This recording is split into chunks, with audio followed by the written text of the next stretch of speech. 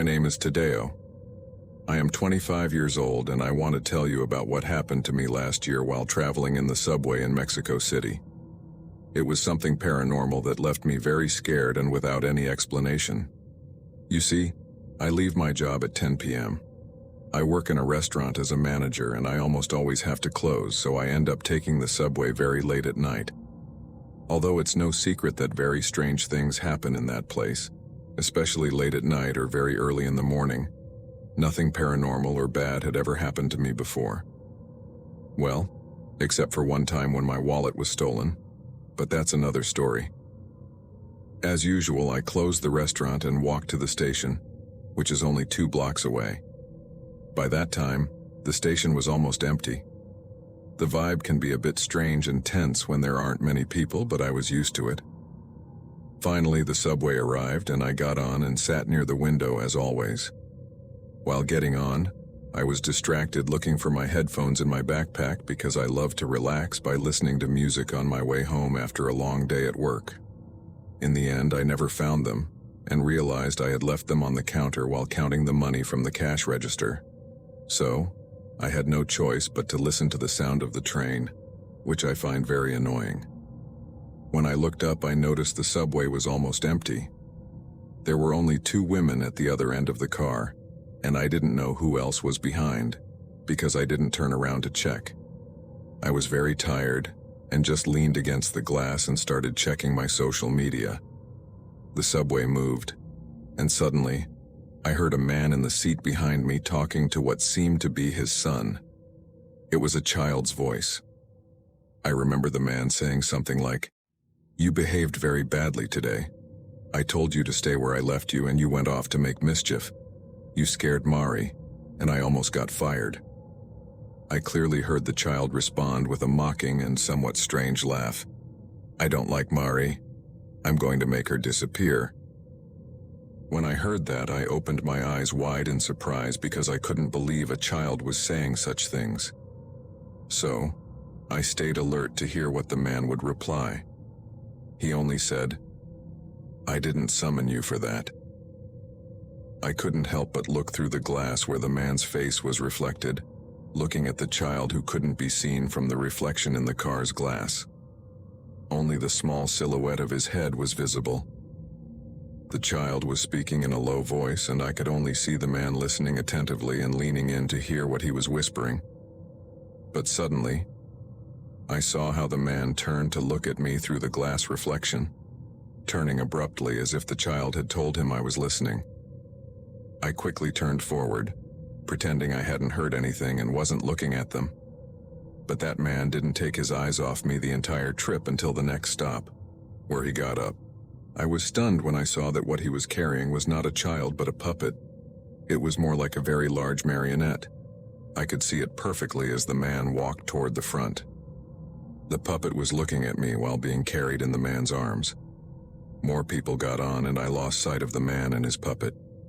I looked back to see if there was any child, but there was absolutely no one. The man was talking to his puppet, and I could hear the voice of a child, something diabolical. A child's voice, but very disturbing. I couldn't believe what had happened and tried to find a logical explanation. I thought maybe the man was doing the child's voice, but that wasn't feasible because I had been watching him through the glass reflection while that supposed child spoke, and the man's lips didn't move at all. The most disturbing thing was what the puppet had said about making a woman named Mary disappear because he didn't like her. That really worried me, but there wasn't much I could do since I didn't even know the man's name or who he was. I just hope that woman is okay. This is the experience I had to live through in the cold subway cars. For the first time, I experienced what many people live and tell, but until it happens to you, you can't believe it.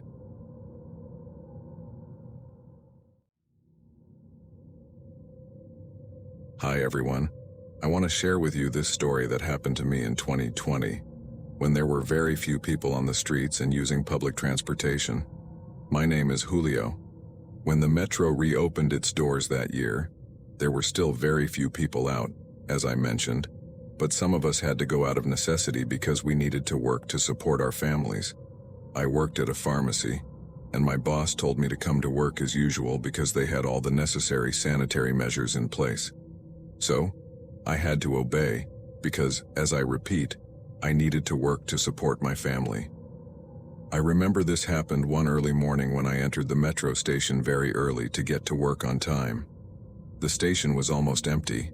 I barely saw 5 other people walking around. At those hours it was very lonely, and just seeing the place like that gave me chills. Not just from the fear of bad people, but because you feel more exposed to witnessing something paranormal, if you are a believer like me.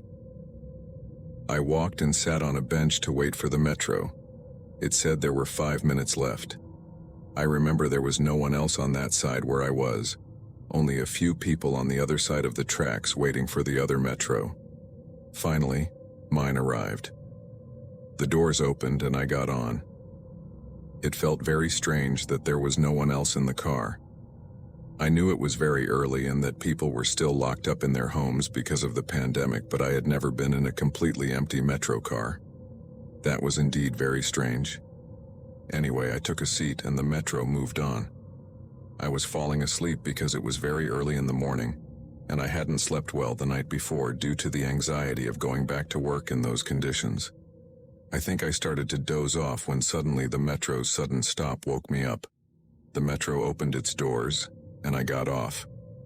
But the first thing I noticed was that no one else got off with me, not even people from other cars. And again, I was the only one getting off. I noticed that the station seemed abandoned because there wasn't a soul around, and so to speak, it was completely empty. There wasn't even a security guard or maintenance staff. Feeling a bit strange, I started walking towards the exit, but I found it was closed. It seemed that the station was temporarily out of service, which was very strange because it was the one I always got off at to get to work, and for some reason, the metro had stopped there. Or maybe the driver had made a mistake, I don't know. But I found myself trapped in that situation. I tried to call my wife, but my phone only had 1 bar of signal, and the call wouldn't go through. I had no choice but to wait. I went back to where the tracks were to see if another metro would pass by and stop there so I could get back on. I felt very stressed because I was going to be late for work, but soon that would become the least of my worries. I was sitting on a bench waiting. The lights were on and the place was clean, meaning it wasn't a visually creepy setting, but sometimes the worst things happen in clean and nice-looking places. Suddenly, I heard echoes coming from the tunnel where the tracks were. They were echoes of footsteps, which struck me as very strange. I got up to look, and even though I shone my phone's flashlight, I didn't see anyone. But those footsteps kept getting closer. So I shouted to see if anyone was there, but I received no response. Or rather, the response I got was that the footsteps suddenly stopped. I was getting very nervous. I went back to the bench to sit while I waited. Suddenly, I heard echoes again, but now of voices, also coming from the tunnel on the opposite side. These voices were unintelligible, but there were many of them, as if a crowd was talking under that tunnel. I started to feel very scared because this was no longer normal. I knew no one was there, so what I was hearing wasn't from this world. I began to pray for those souls that I knew had lost their lives in those stations, some in very tragic and horrible ways. My eyes were closed, and I was just praying. My hands were sweating from the fear I felt because the vibe in that place was very tense. Suddenly, I heard a scream coming from the tracks right in front of where I was sitting, and no longer from the tunnel. So, I mustered up the courage to go and see what that terrible scream was about. I can swear to you that it wasn't a product of my imagination. But lying between the tracks, I saw the body of a man who was split in half. I screamed the loudest scream of my life and started to cry, kneeling down because what I saw made my legs unresponsive for a few seconds since it was something that shocked me deeply. I looked again to confirm what I had seen, but there was no one on the tracks anymore, as if what I had seen had never existed. There was no trace of anything. At this point, I felt like I was going crazy. I tried to call my wife again, but the call wouldn't go through. So, I decided to walk to the station's exit to see if I could get a better signal. When I got to the door and raised my phone, I finally got a signal. I spoke with my wife and told her the situation so she could call for help because I was trapped in that station. It didn't take more than 10 minutes before some guards opened the doors for me. I finally felt relieved. Of course, I filed a complaint because the metro had stopped at that station even though it wasn't operational. But nothing ever came of it. I was left with the trauma and the terrible experience of being trapped there alone, accompanied by all those restless souls that wander those underground passages. They are more perceptible when no one else is around, when the noise of people doesn't distract us from all the paranormal things that abound in those tunnels. And I can confirm this because I experienced it firsthand. It's something I wouldn't wish on anyone.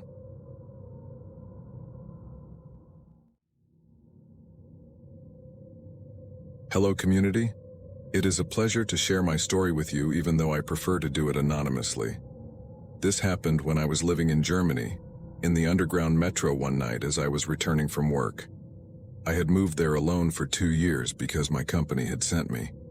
I never had a car while I was there, so I always used public transportation because it was more economical and faster in the city where I lived. It gets dark very early in winter there, and by 6 p.m., it was already completely dark, along with the cold that comes during that season. When this happened, it was barely 7 p.m. I left work and took the metro as I always did to get to my apartment. I must say that from the moment I entered the station and sat on a bench to wait for the metro, an elderly woman sat right next to me. She looked like a homeless person based on how she was dressed, but she didn't smell bad or anything like that, though her hair was a bit disheveled and very long. She had several plastic bags with her, and I remember because she was the only one sitting next to me. Everyone else was standing, waiting for the metro to arrive. When it finally did, we all got on, and this woman sat directly in front of me. The car was not crowded. In fact, there were only about 8 of us in that long car. The woman kept staring at me the entire time, but with a strange look, and I dare say there was malice in her eyes. I tried to ignore her, look away, or pretend to check my phone to get her attention off me, but it never happened. Suddenly, the train reached a stop and many people got off, leaving only about 4 of us, including this woman. At that moment, a young woman, around 23 years old, got on. She looked young and almost missed the metro, but she managed to get in before the doors completely closed. She sat almost next to me and was talking very loudly on her phone, which made me feel a bit more at ease because that woman really made me nervous. I noticed that the woman was now staring at her, just as she had been staring at me, with the same look full of bad vibes. I don't know how to explain it, but you knew she wasn't a good person. Suddenly, this young woman turned to look at the woman and hung up her phone. I understood very little German, but I understood this part because the girl asked her in German, "What are you looking at?" with an annoyed face. The woman just gave her a cynical smile without saying a single word. The girl said something in a low voice, but I didn't understand that part, though it was obvious she had said something rude because the woman kept staring at her without stopping or even trying to hide it. We arrived at another stop and more people got off and only an older man got on.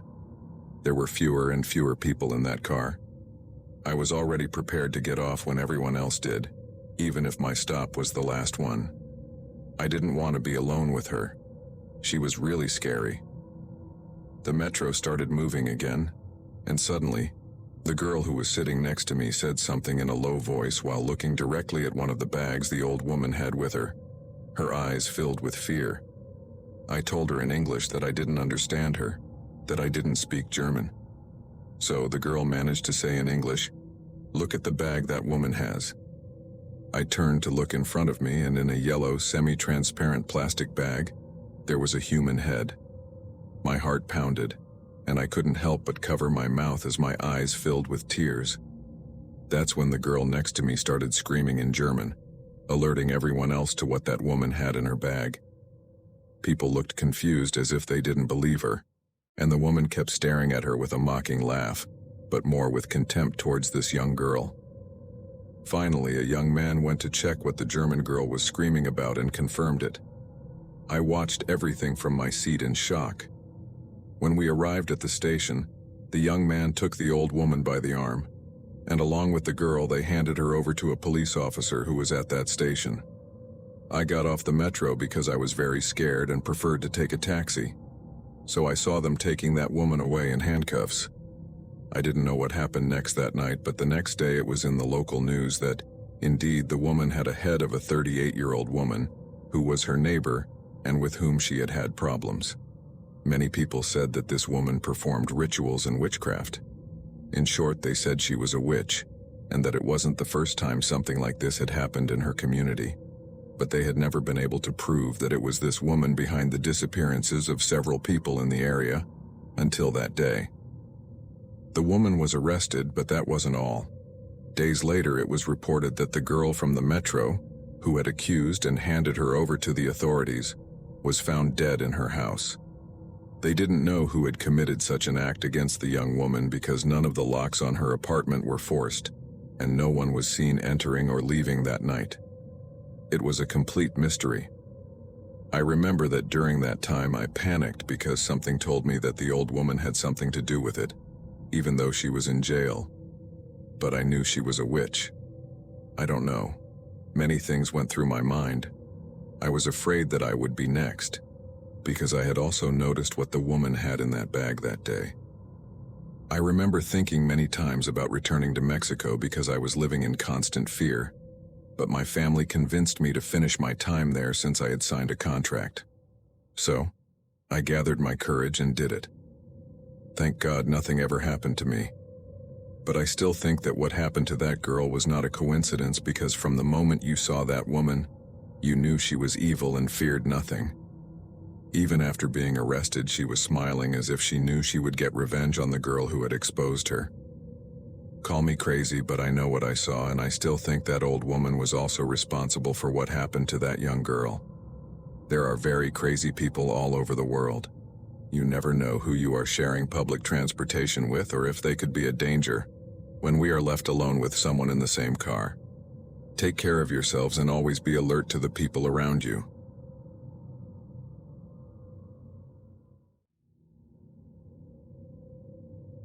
Good evening. My name is Jonathan, and I want to share my experience from when I visited Mexico City and used the metro constantly to explore the city. I went backpacking, and this city was my first destination. I am from Honduras and always dreamed of visiting that beautiful country, but my family was always low income, so we couldn't afford such trips. I was 21 years old when this happened, but now I'm 29. The first few days I was there, I met two guys at a hostel where I was staying.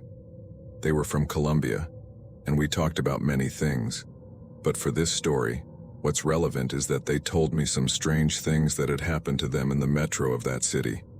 They told me as a warning to be careful and avoid being in the metro late at night, especially because I was alone. They told me that 2 nights before, they were coming back from a bar.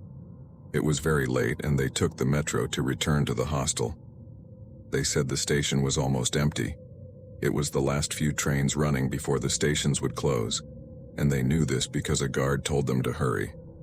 They said they were waiting for the metro near the tracks, and there was no one else except an older man sitting on a bench, also waiting for the train. But suddenly, on the other side of the tracks, which was also empty, they saw a man who appeared out of nowhere and jumped onto the tracks. But when he was supposed to hit the ground, he disappeared.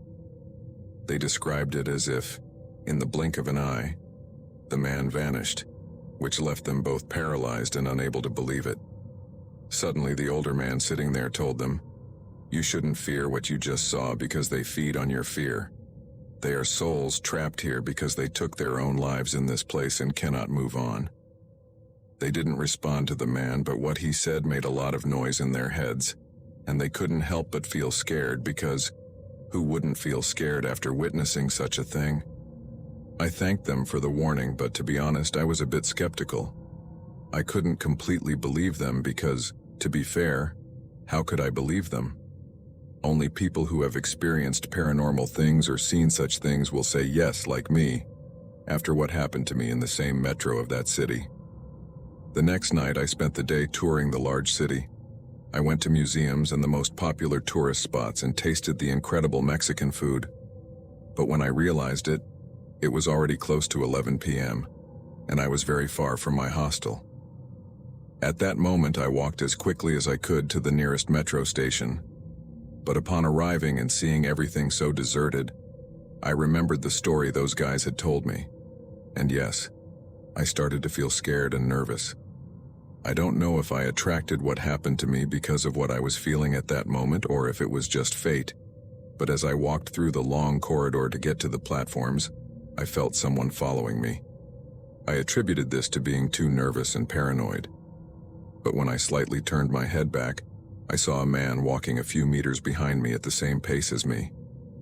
But that wasn't the worst part. This man had no eyes or nose. His face was covered in scars.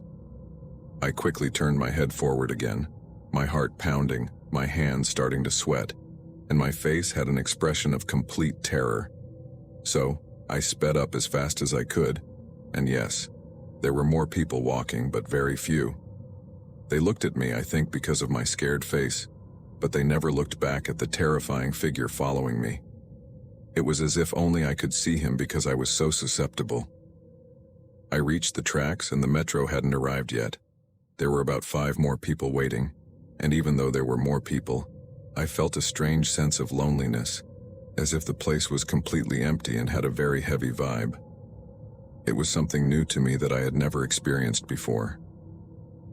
Finally, the metro arrived and I got on immediately, thinking the nightmare was over.